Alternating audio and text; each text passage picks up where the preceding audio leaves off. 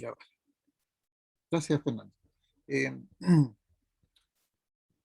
entonces, lo que comentaba, la corriente continua es un valor constante en el tiempo. Si eso fuese así en forma real y no teórico, no necesitaríamos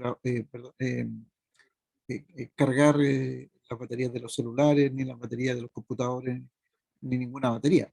No sería necesario. Eso desde el punto de vista de la teoría es cierto, pero desde el punto de vista de la práctica no, porque siempre se van a ir descargando. Eh, la gran diferencia con respecto a la corriente alterna es que la corriente alterna es como el monito este que les estoy proyectando aquí en pantalla. Espero que lo vean. La corriente alterna obedece a una señal sinusoidal. Esta es la mejor forma que se ha encontrado de poder establecer la corriente alterna. Y se llama alterna porque va alternando, o tiene un ciclo, un semiciclo positivo y un semiciclo negativo. Y luego pasa nuevamente al semiciclo positivo, semiciclo negativo y está alternando constantemente. Debido a eso se denomina corriente alterna. Ahora, la corriente alterna, descrita de esta manera, como una señal sinusoidal, seno o coseno, entonces siempre va a tener un máximo positivo, que es cuando la señal se hace 1, la señal alterna, digamos, la función seno, en este caso se hace 1. Entonces llega al valor máximo, que en este caso es A, y luego empieza a bajar hasta cambia de, de- del lado positivo al lado negativo, y hasta cuando llega a un máximo negativo, que nuevamente es cuando la función seno, en este caso, se hace igual a menos 1. Y en ese caso, el máximo es menos 1. Entonces, desde el punto de vista de una señal sinusoidal, que su centro está en el eje de las X, entonces siempre va a alcanzar un máximo positivo y un máximo negativo que es igual en magnitud al anterior. Y obedece entonces a una señal de este estilo. Eh, esta señal, desde que cruza por cero, hace el cruce por cero, aquí en el punto inicial, sube al máximo, pasa al lado negativo. Si bien es cierto, aquí hay un nuevo cruce por cero, pero le llamamos cruce por cero a cuando pasa del lado negativo al lado positivo. ¿Ya? A ese le llamamos cruce por cero, a este no. Eh, entonces pasa hacia el lado negativo, llega al máximo negativo y vuelve a subir hasta que hace un nuevo cruce por cero. Todo este tiempo que pasa desde que hace el primer cruce por cero hasta que genera un segundo cruce por cero es lo que le denominamos el periodo. ¿Ya? Que hay un periodo, se demora un periodo de tiempo en hacer esto, que le denominamos un ciclo. O sea, desde el cruce por cero, máximo positivo, cero, máximo negativo, cruce por cero, esto es un ciclo. Es un ciclo. Para que ustedes vean, nuestra corriente alterna, la que nosotros estamos usando en este momento, que estoy ocupando aquí con mi computador, y ustedes estarán ocupando en sus casas con sus computadores, eh, esa corriente alterna en nuestro país es de 50 ciclos por segundo, es decir, nosotros tenemos 50 ciclos de esto en un segundo. O sea, por cada segundo hay 50 ciclos de esto, ¿ya? Que es una velocidad bastante baja, pero que no nos permite a nosotros como seres humanos verla. Es decir, ¿por qué digo verla? Porque hace mucho tiempo, eh, o si alguien tiene una ampolleta incandescente por ahí, eh, nosotros no éramos capaces de ver la acción de una ampolleta incandescente. ¿Por qué una ampolleta incandescente? Porque ahí se notaba mucho más. Eh, en rigor, esto significa que aquí en cero tengo, por ejemplo, cero voltaje. ¿Ya? No hay circulación de corriente, por ejemplo, podría tener cero voltaje o cero corriente. Entonces empieza a crecer la corriente, supongamos corriente, empieza a crecer la corriente hasta que llega a un máximo. Eso significa que desde el punto de vista de una ampolleta incandescente, empieza a aumentar la corriente y por lo tanto la ampolleta se empieza a encender cada vez más, hasta que llega a su máximo positivo. Cuando llega al máximo positivo, como la corriente empieza a disminuir, en teoría la ampolleta se empieza a apagar. ¿Ya? Cuando llega a cero, en teoría la ampolleta está apagada. cuando sigue avanzando por el máximo, hasta el máximo negativo, la ampolleta se vuelve a encender, pero con la dirección de la corriente en sentido contrario como estaba inicialmente, que para los efectos de las ampolletas antiguas da lo mismo el sentido de circulación de corriente. En un sentido o en otro le da exactamente lo mismo, se volvía a encender. Y nuevamente se apagaba hasta cero. Es decir, si uno tuviese un ojo muy, muy bien entrenado, que en general los seres humanos no lo tenemos, yo podría ver, entre comillas, ver que una ampolleta incandescente se encendía y se apagaba 100 veces en un segundo. Es decir, se encendía en cada semiciclo y se apagaba. ¿Ya? Y nuevamente se encendía y se apagaba en el semiciclo siguiente. Eh, de repente daba la sensación de que uno podía ver ese efecto de encender y apagar, pero no era muy frecuente. ¿Ya? Era difícil. Entonces, no era necesidad de tener una velocidad mayor, una frecuencia mayor, como para poder mantener todos los equipos funcionando. Eh, en algunos países, en algunos países, Estados Unidos, por ejemplo, entiendo que Argentina, tienen 60 ciclos por segundo. ¿Ya? En algún minuto en Chile se tomó la decisión y se eligieron los 50. ¿Ya? Hay unas pequeñas diferencias, pero es lo que más se usa. 50 ciclos por segundo que tenemos en nuestro país, en todo el país, o 60 ciclos por segundo que tienen algunos otros países en el mundo. Eso tiene que ver un poco con la velocidad de la generación. De ahí viene, de ahí nace. Lo que sí es concreto que en nuestro país, eh, una de las características de ¿cómo se llama?, de calidad de la energía eléctrica es esta frecuencia que debe estar en los 50 ciclos por segundo. ¿Ya? Vamos a ver un poco más adelante cuando trabajemos con corriente alterna que cuando eh, yo tengo cambios grandes de las frecuencias, van a cambiar un poco las condiciones en el circuito. O sea, no es tan trivial el hecho de que cambie la frecuencia. ¿Ya? Y por esa razón, entonces, es que en Chile existe una ley que obliga a las compañías generadoras a mantener 50 ciclos por segundo. De hecho, la variación que se permite es de 50, de 49,8 a 50,2 ciclos por segundo. Esa es la variación. O sea, 0,2 menos 0,2 y más 0,2. Esa es la única diferencia. Y eso está reglamentado por ley, ¿eh? No es que si alguien no, está reglamentado por ley. Ahora, nosotros como consumidores no nos damos ni cuenta del tema de la frecuencia. Para eso las compañías tienen que estar midiendo cada cierto tiempo de forma tal de cumplir con esos indicadores de calidad. ¿Ya? En general los consumidores no sabemos, no voy a incluir en ello, no sabemos qué tipo de calidad de energía eléctrica estamos comprando. ¿Ya? Sabemos que es buena porque se regula. ¿Ya? Hay leyes que regulan nivel de voltaje, frecuencia y una serie de otros elementos, continuidad del suministro, una serie de elementos que se tienen que estar midiendo cada cierto tiempo, porque hay una ley para eso, y eso asegura entonces que lo que se le está entregando a los clientes es un elemento de buena calidad. En general, ni siquiera algunas industrias grandes tienen forma de medición, a menos que ellas requieran algún tipo de calidad especial de energía eléctrica, que también es posible. Por ejemplo, para laboratorios, algunos tipos de laboratorios específicos de algunas cosas, eh, sí se requieren calidades especiales de la corriente, entonces ahí sí se puede pedir. Bueno, pero lo que interesa aquí es que eh, ¿cómo se llama? La corriente alterna está definida sobre la base de una función sinusoidal. ¿Ya? Eso es seno o coseno. Y eso tiene esta forma. Con esta vamos a estar trabajando de ahora en adelante. Entonces, la forma de onda es la que está aparece aquí. EDT, en este caso, si fuese un voltaje, EDT igual a una A, que indicaría el máximo positivo y el máximo negativo. ¿Ya? Seno de omega t más beta, más menos beta. Vamos a ver qué significa este beta inmediatamente, porque hasta aquí, bueno, aquí fíjense que no cruza por cero, justamente en el eje cero. ¿Ya? Entonces, eso puede ocurrir y de ahí nace este factor beta, que es una pequeña diferencia angular positiva o negativa respecto del eje cero, que lo vamos a ver.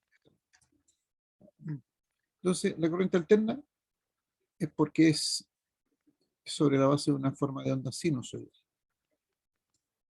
La corriente alterna tiene algunos valores típicos que en rigor los valores típicos son de las señales sinusoidales. Yo me imagino que ustedes estudiaron señales sinusoidales en algún curso de matemáticas por ahí, no sé si matemática o álgebra, no sé qué, no, creo que álgebra. Cálculo puede ser, no sé en qué parte enseñan las señales sinusoidales, no sé si las vieron, y probablemente ahí definieron magnitudes como esta, por ejemplo, el valor instantáneo, que corresponde a la magnitud en un instante de tiempo específico. ¿Ya? Y normalmente nosotros lo vamos a denominar con letras minúsculas, por ejemplo, E1, I2, ¿ya? O B1, de voltaje, B1. Y eso nos va a indicar un valor instantáneo, es decir, supongamos que yo tengo este punto, no, se puede cortar aquí, insertar una línea. No, si yo tomo aquí una línea, por ejemplo, esa línea, ahí, y en este instante de tiempo yo mido el voltaje, por ejemplo, el valor de la señal estaría aquí. Ese sería entonces el valor de la señal. Y ese valor va a ser válido solamente para ese instante de tiempo. ¿Ya? O en ese instante de tiempo voy a tener exclusivamente ese valor y no otro. ¿Se fijan? Si bien es cierto, posteriormente, si logro, ya ahí no voy a lograr mayor precisión. Ahí, ya, supongamos ahí. Entonces, si bien es cierto, en otro instante de tiempo voy a tener otro valor exactamente igual.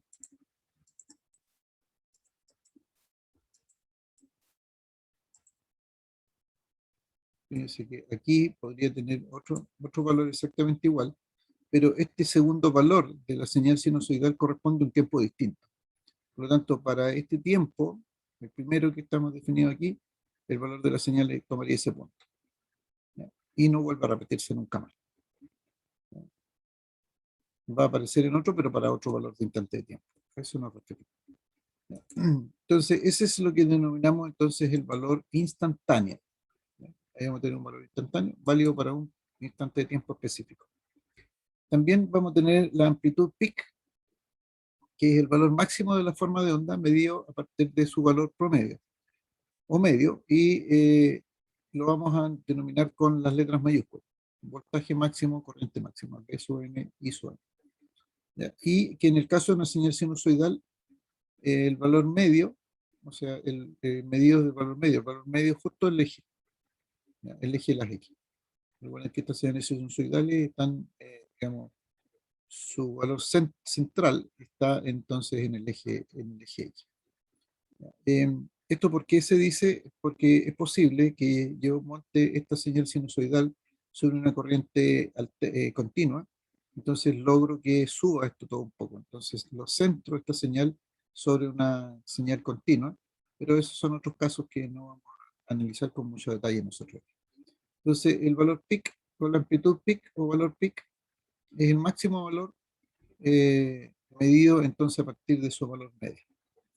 El valor peak también es el máximo valor instantáneo de una función medido a partir del nivel 0. Y el valor peak to peak, entonces, es el valor máximo entre dos peaks, uno positivo y uno negativo. En otras palabras, si volvemos a esta señal, que es una sinusoide, el valor peak to peak es desde este centro hacia arriba es A, y de este centro hacia abajo es A también. Por lo tanto, el valor peak to peak, de peak a peak, es dos veces A. Son algunos datos, algunos valores típicos nomás de esta señal. Después vamos a ver otros adicionales. En suma, las ecuaciones de onda, con las cuales vamos a describir entonces estas señales sinusoidales, son P máximo seno omega t o I máximo seno omega t. En el caso de voltaje, B de t igual B máximo seno omega t, o en el caso de corriente, I de t igual I máximo seno omega t. En donde el B de t y de t, estos valores de que antes del signo igual, corresponden a los valores instantáneos de voltaje o corriente respectivamente. El B máximo y el I máximo son los valores máximos, ¿ya? O amplitud máxima de voltaje o corriente. El omega Ya, seno de omega t dice y seno de omega t. El omega entonces es la frecuencia angular que se mide en radianes por segundo. En otras palabras, la velocidad de giro del vector de la función sinusoidal, y t es el tiempo en segundos. ¿Ya? De esa manera entonces nosotros describimos estas señales sinusoidales. Déjenme ver. No,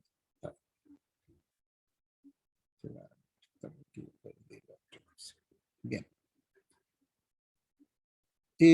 Lo otro que vamos a definir aquí es lo que vamos a denominar el ángulo de fase inicial. Eh, Supongamos que tenemos un circuito como este.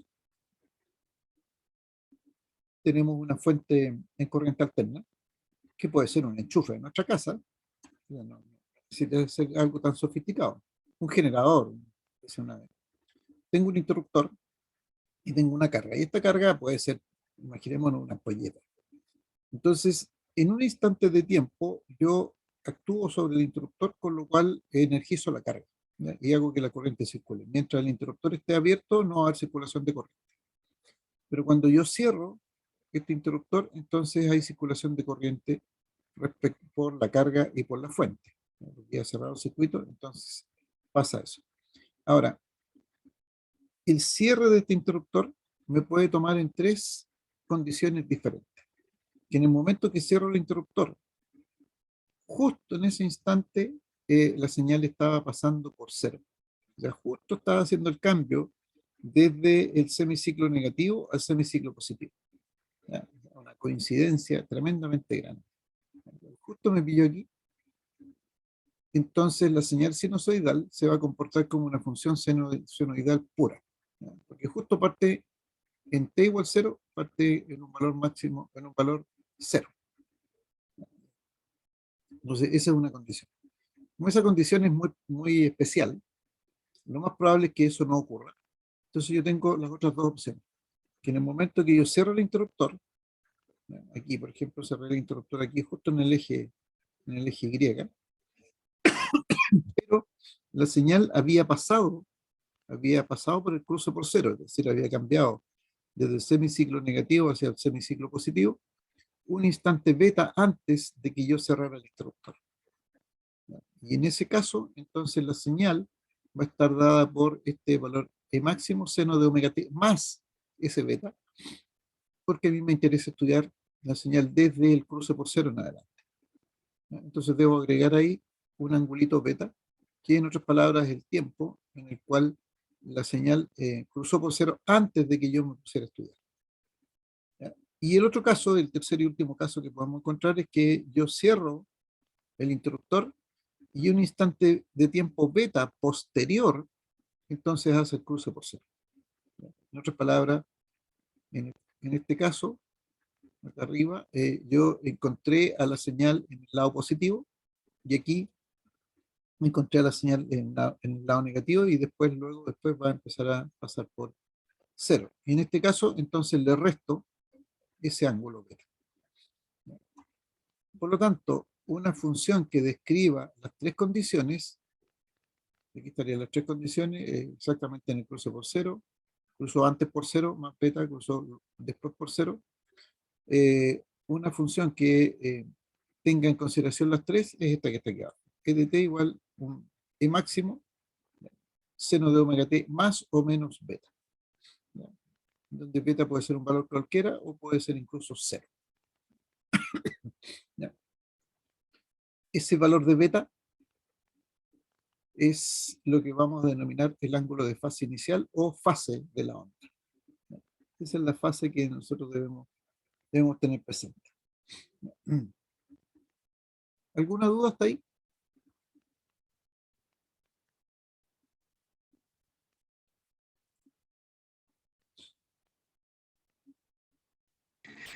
Por lo menos por mi parte no, profe, terminé todo súper claro. Ya, ok. Eh,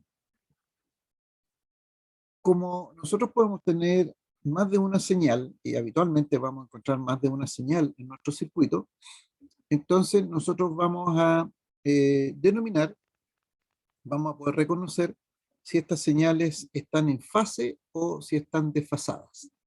Entonces, vamos a poder decir que dos señales van a estar en fase si sus ángulos de fase inicial son iguales. Es decir, yo tengo aquí, por ejemplo, 0 grados de fase inicial en la señal en azul y 0 grados de ángulo de fase inicial en la señal en rojo. Entonces, como ambas tienen la misma frecuencia, para poder comparar dos señales, estoy obligado a que ambas tengan la misma frecuencia. No puedo comparar señales que tengan frecuencias distintas. Eso no es posible. Entonces, siempre van a estar pasando por cero, ya sea el cruce por cero o el cruce central, en el mismo instante de tiempo. ¿Cuál va a ser la diferencia entre estas dos señales? Es la magnitud, ¿no? ¿Ya? Que la magnitud roja, por ejemplo, la señal en rojo, tiene una magnitud mayor que la señal azul. ¿Ya? Pero el cruce por cero, este cruce del lado positivo o negativo y el nuevo cruce por cero, exactamente igual. Es decir, tienen el mismo ciclo, tienen el mismo periodo. ¿Ya? Duran lo mismo los dos. ¿Ya? Solo que uno crece más que el otro, nada más, la única diferencia. Entonces, en este caso, estas dos señales están en fase porque su ángulo de fase inicial es cero y por lo tanto van en esa misma posición. Y siempre van a estar trabajando en esa forma. Este dibujo que está aquí hacia el lado derecho, este que estoy marcando ahora, es lo que nosotros vamos a denominar el diagrama temporal o diagrama de tiempo, porque aquí está la forma de onda de la señal. Está la forma de onda de la señal. Este diagrama que está aquí al lado izquierdo, en donde están estas flechitas, a este nosotros le vamos a denominar diagrama fasorial, ¿no? Porque aquí estamos dibujando lo que nosotros vamos a denominar los fasores. Y voy a explicar inmediatamente qué significan los fasores. Ahora, si yo tengo dos señales que tienen ángulos de fase inicial diferentes, entonces digo que las señales están desfasadas e incluso puedo saber cuál es el ángulo de desfase. ¿Ya? Y aquí tengo un ejemplo clásico. Tengo la señal en azul que está en 0 grados y la señal en rojo que está en 90 grados respecto del eje.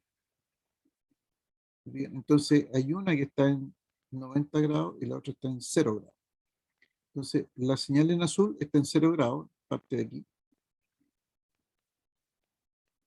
Y la señal en rojo, que está a 90 grados positivos, parte en 90 grados positivos.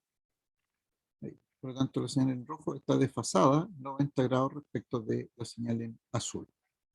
¿Ya? Entonces aquí tenemos unas señales desfasadas que se ven aquí en el dominio en el diagrama fasorial y en el dominio del tiempo. Entonces podemos tener, ahora los ángulos no tienen por qué ser siempre 90 grados, puede ser cualquier ángulo. ¿Ya? De hecho, aquí por ejemplo tengo tres señales.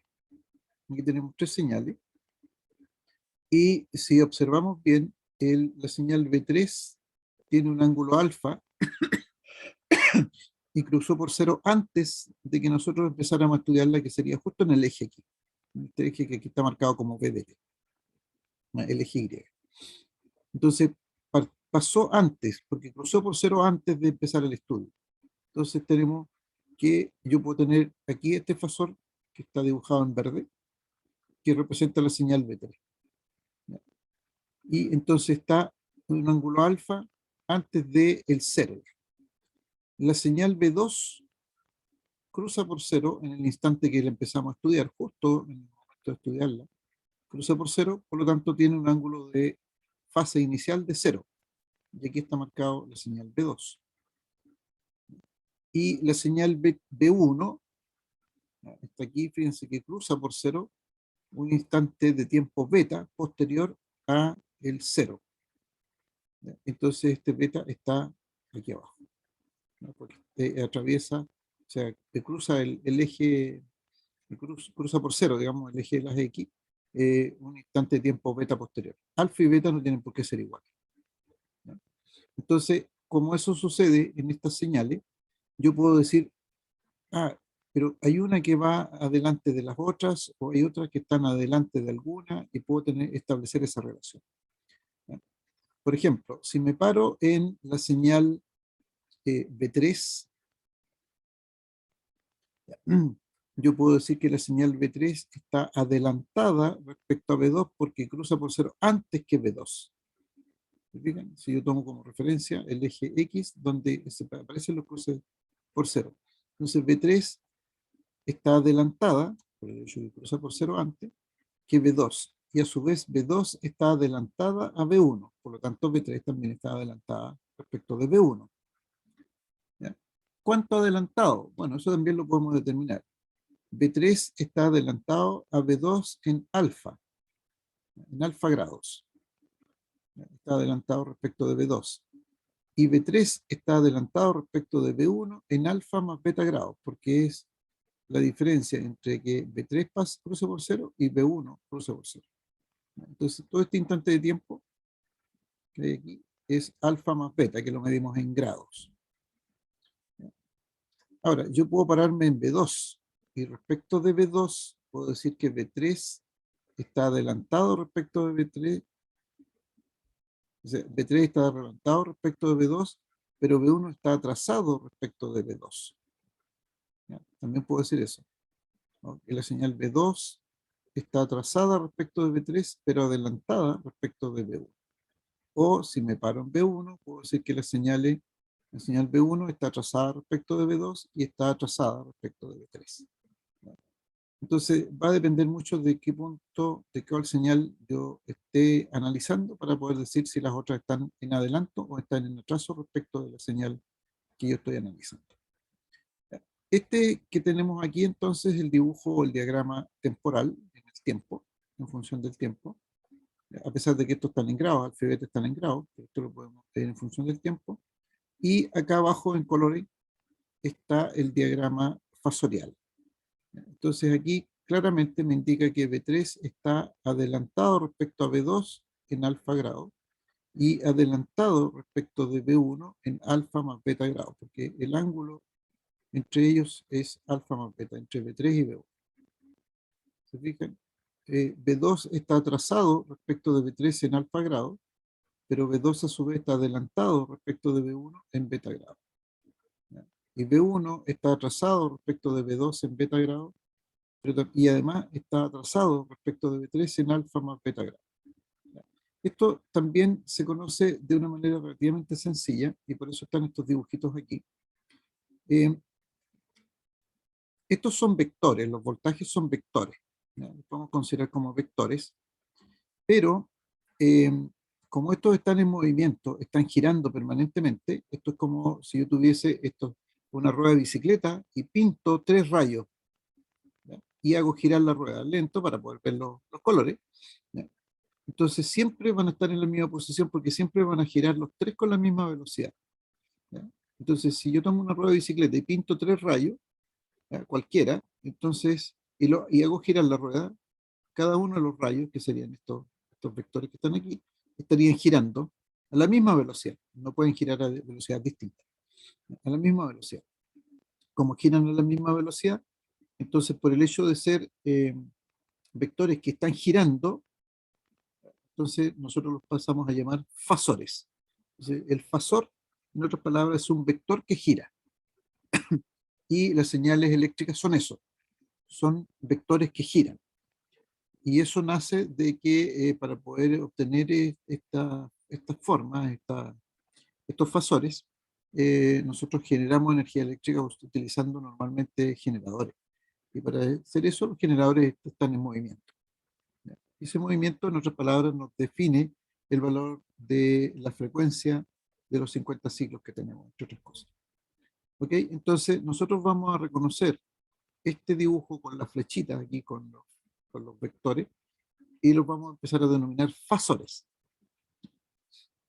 Y entonces podemos establecer relaciones entre ellos. Ahora, esta flechita con el omega me está indicando que estos fasores están girando los 3 en el mismo sentido, en este sentido, que es el sentido antihorario, ¿no es cierto? Giran los 3 en la misma velocidad angular, siempre en el sentido antihorario. Y por lo tanto, lo que yo le he tomado aquí es una fotografía. Y esa fotografía, entonces, yo digo, este ojito lo que hace es darme un punto de referencia. Entonces, cuando yo tomo una fotografía, estoy mirando ahí con el ojito y veo que los fasores siempre van a estar así, independientemente de donde se estén ubicados. ¿Ya? Siempre van a estar en esa misma posición. A eso entonces le denominamos fasores. Voy a ver si puedo. A ver si me da.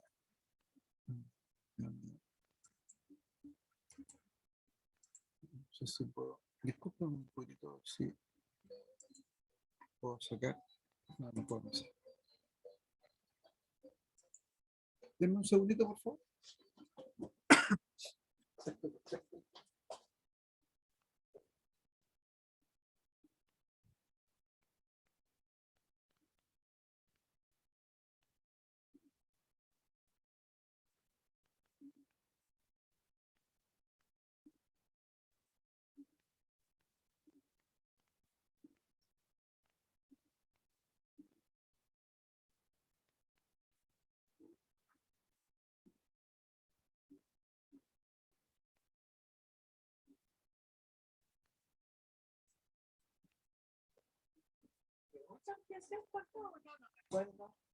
Hola, ¿cómo le va? ¿Este bolsa o la misma? En mi casa llega hasta aquí, ¿no? Ah, claro. Ya, fiesta. Ya, pero viene para acá. ¿Cómo está usted? ¿Cómo está comprando los años? Quería mostrarles el tema del fasor. Y con esto quiero terminar, de acuerdo a lo que conversamos, entonces, fasor, para poder dejar claro el concepto de fasor. A ver si logro tener un fasor en giro. Aquí hay un fasor, por ejemplo. Si ustedes se fijan, están en movimiento constante a la misma velocidad los tres. Y al tener el movimiento, entonces generan la señal sinusoidal acá arriba. Profe, creo que no se ve lo que está compartiendo. Ah, no se ve.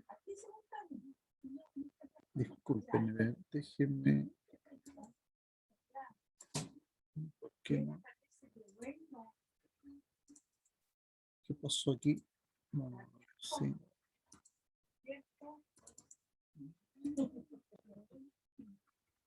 ¿Qué pasó aquí? Sí.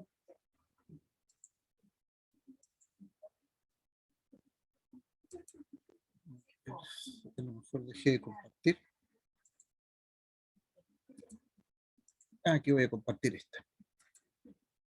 ¿Ahí se ve ahí? Ahora sí. Ya. Entonces, estos son estos tres elementos. Fíjense que aquí hay tres señales que son distintas en magnitud, pero que están girando con la misma velocidad angular. El ómega es el mismo y es el giro que mencionaba yo. Entonces, a esto le denominamos fasores, porque en cualquier instante de tiempo estos fasores generan estas señales sinusoidales que están acá arriba.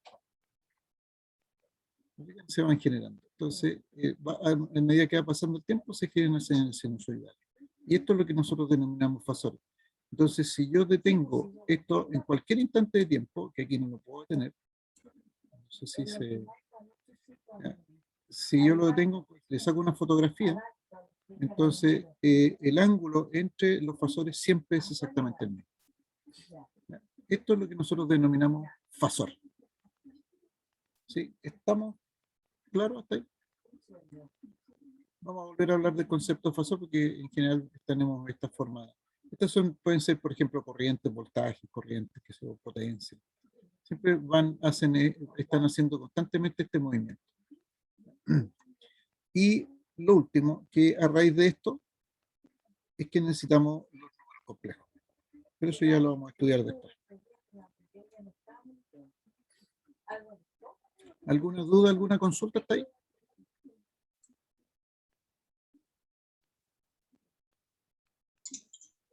Ninguna. Ya. Ok, les voy a pedir que lo dejemos hasta aquí por lo menos hasta hoy día. Algo alcanzamos a ver. Quedan solo 15 minutos de clase, así que no es tanto lo que vamos a perder. Listo, jóvenes, lo dejamos hasta aquí por hoy día. Nos vemos el miércoles. Chao, profe, que le vaya bien. Chao, gracias. Muchas gracias, que estén muy bien. Tenga buena ustedes. tarde, gracias, profe. Gracias. Chao, Chao, profe, chao. nos vemos. Chao, profe. Chao, nos vemos.